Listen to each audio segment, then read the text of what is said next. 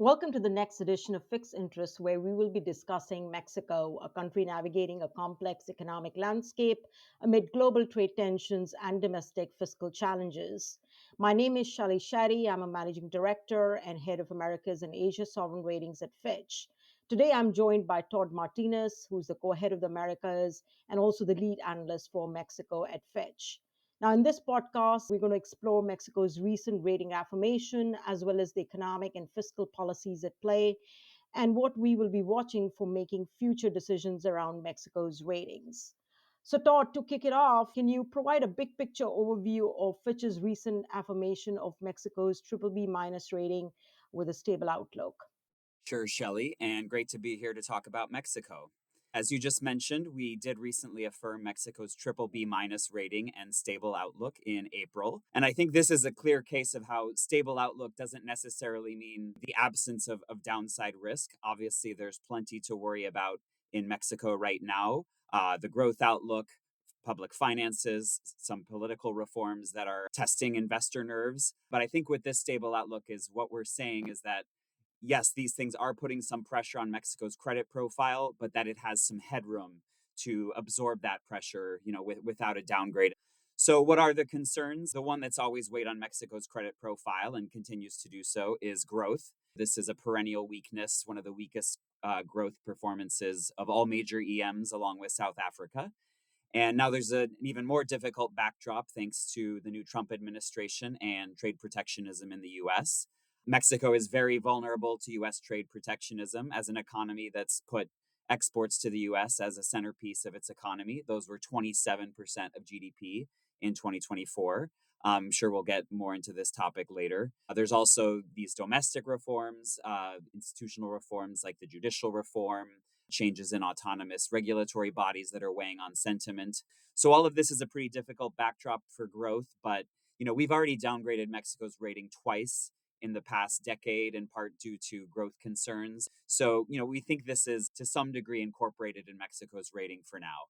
What's a bigger concern now than it was in the past is public finances. In past shocks, Mexico entered on strong fiscal footing, but that's not the case this time. Last year's deficit was record high. Debt to GDP is moderate but quickly rising. So, Mexico's ability to keep its IG rating requires fiscal consolidation and eventual stabilization of debt to GDP.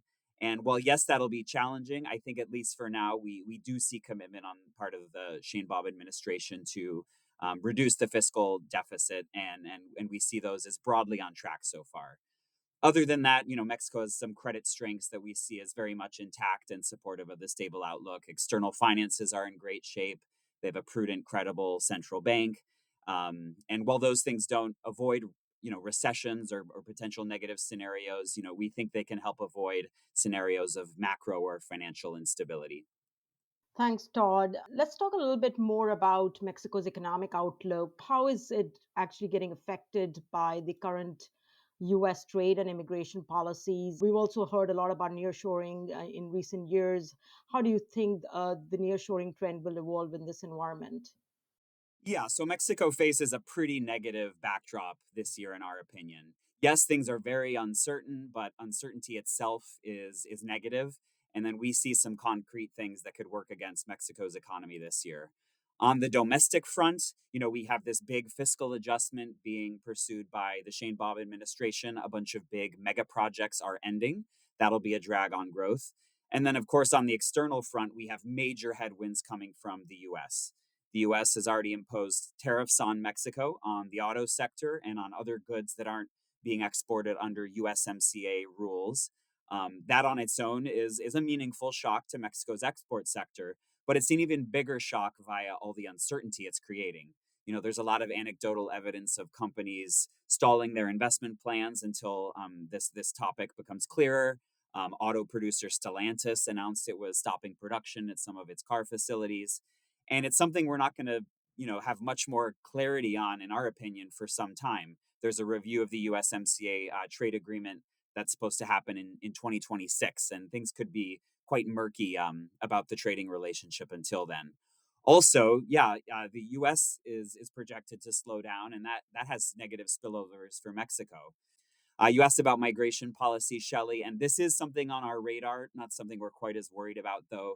Yes, it's a big focus of Trump, but doesn't yet seem like the number of deportations is going to be massively larger than in the past, or something that's really going to be enough to move the macroeconomic needle in our view. So what does this backdrop all mean for growth? Well, the data is already showing a pretty significant slowdown even before tariffs took effect. Real GDP fell 0.6% in the last quarter of last year. And recent data showed that there was a 0.2% recovery in the first quarter of this year, meaning that a technical recession was avoided. But those numbers have a lot of volatility from climate factors affecting agriculture. If you strip those out, you really see a picture of an economy that's pretty much stagnated at best. And we think things are going to get tougher later in the year as tariffs and tariff uncertainty permeate. So we're projecting a 0.4% contraction for Mexico this year. And what about nearshoring? We can't rule out this positive scenario. After all, Trump is the father of the first UMCA agreement that was good for Mexico, kind of strengthened the alliance. And Mexico did fare well on Liberation Day tariff announcements, didn't get hit with tariffs, whereas Asia did. But we're pretty cautious about the nearshoring narrative for now. Yes, Trump is the father of USMCA, but he really didn't seem to love this trade agreement ever. And since then, he's been talking a lot more about reshoring than nearshoring. And just the mere fact that he's not been respecting some existing trade agreements means that investors can no longer count on these very reliable rules of the game as they could in the past. So that makes us cautious on nearshoring for now.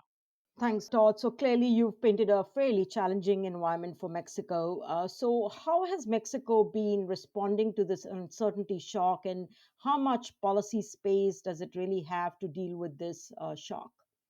Yeah, so I'd say first of all, looking back over a longer period, Mexico doesn't really have a track record of being very countercyclical. During the pandemic, it was famously austere, didn't really spend much more. And yes, the central bank did cut rates, but it did a lot less than a lot of other economies and the Fed.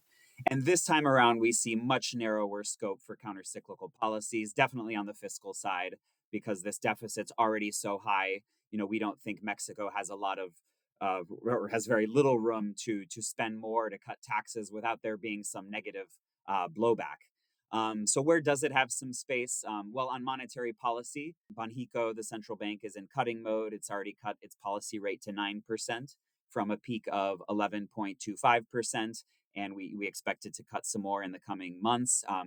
That said, this is still a very high rate in real terms, and Mexico's credit to GDP of 35% is pretty low. So, we don't think this is going to be a very potent source of impulse for Mexico's economy this year. And then the government's also working on some microeconomic measures that it thinks can help growth this year. The so-called Plan Mexico, they estimate it could add zero point 0.7 percentage points to GDP growth on an annual basis. This plan focuses on import substitution policies, including some new tariffs on China, higher minimum wage, and public investment. But we're just a little skeptical of how much of a boost this plan can provide. Import substitution hasn't worked very well in the past. Minimum wage hikes, only help so much when informality is high, and there's not a lot of fiscal space for a big public investment push.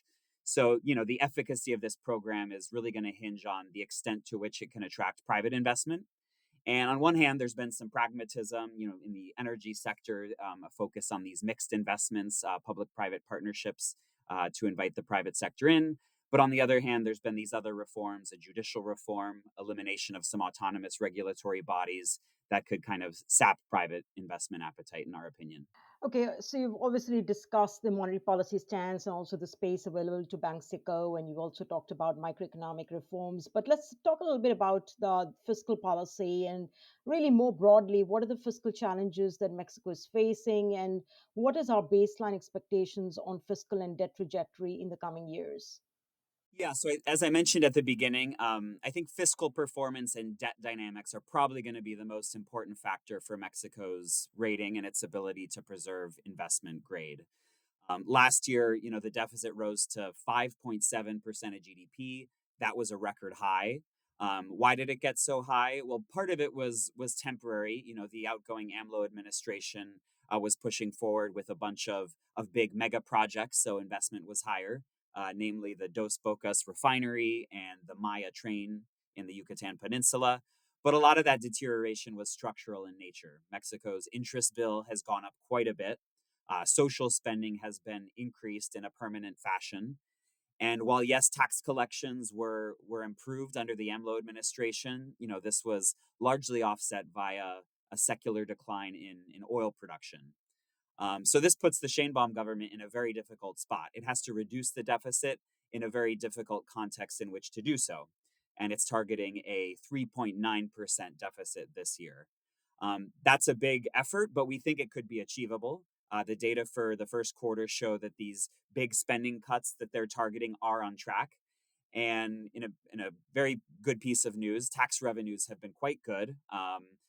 Even though the economy has stagnated, tax revenues have grown quite a bit.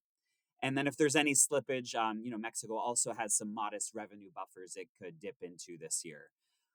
So there are risks to 2025, especially if there's a worse growth backdrop.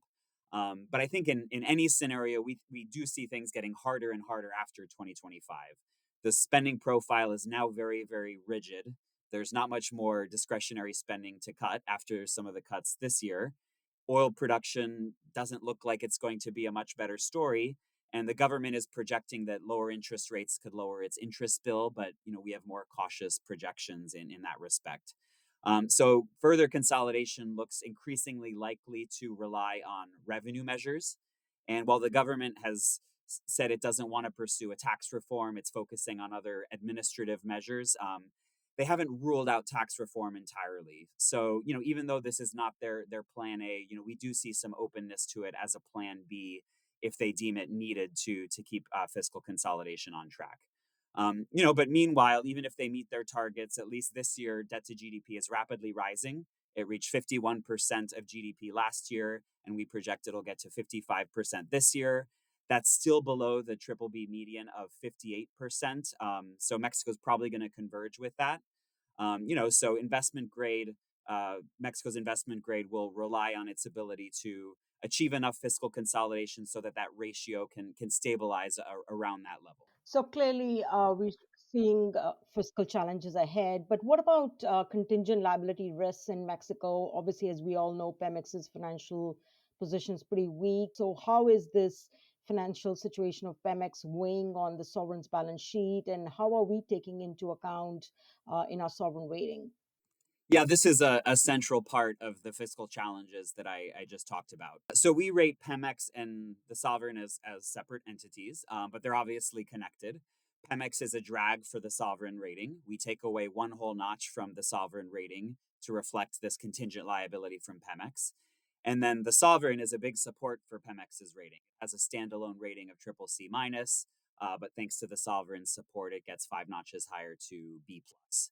Um, and Pemex could be the topic of its own podcast, of course, but just to summarize the difficult situation they're in, they've seen falling oil production due to insufficient investment.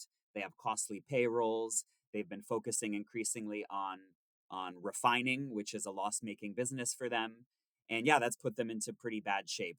So all of this has required a lot of support on the part of the sovereign to Pemex via cuts in Pemex's tax burden, but also via a number of equity injections into the company of around $6 to $8 billion per year. So our projections for the sovereign, the federal government, already incorporate kind of these transfers, and we expect them to continue indefinitely by that amount. But things could be worse. There's no clear signs of a new operating strategy for Pemex that could really turn around its financial position meaningfully, and that could leave the government on the hook for even more support than what we're currently projecting. So that's really the essence of our -1 notch on the sovereign rating. Yes, Pemex is already contaminating the sovereign numbers, but there's a risk it could do so even more. Okay, Todd. So finally, what will you be watching for in the coming months regarding Mexico's economic and fiscal policies? And really, what are the potential scenarios that could lead to an upward rating pressure or a downward rating pressures on Mexico's ratings in the future? Yeah, of course, we'll be watching all the normal economic data, but maybe three specific things to put on your calendars. Most important for us will be the 2026 budget that'll come out in September. As I said earlier, the authorities have shown commitment to fiscal consolidation, but we're not entirely clear on how they're going to be able to deliver it after this year. So the 2026 budget will be key. If it includes credible consolidation measures, that'll be good news. But if it relies on optimistic assumptions about growth and oil production, that could be more concerning to us. There will be judicial elections in June, which will be the first after this major judicial reform that was passed. And, it's very hard to know what this could mean for the economic and political backdrop. It could take a long time to figure it out. But I think we'll get an initial taste with the elections themselves, and we'll see how orderly or not they proceed, and how businesses are feeling. And then USMCA renegotiation, that's supposed to happen in the middle of next year. You asked about what we're looking for in the coming months.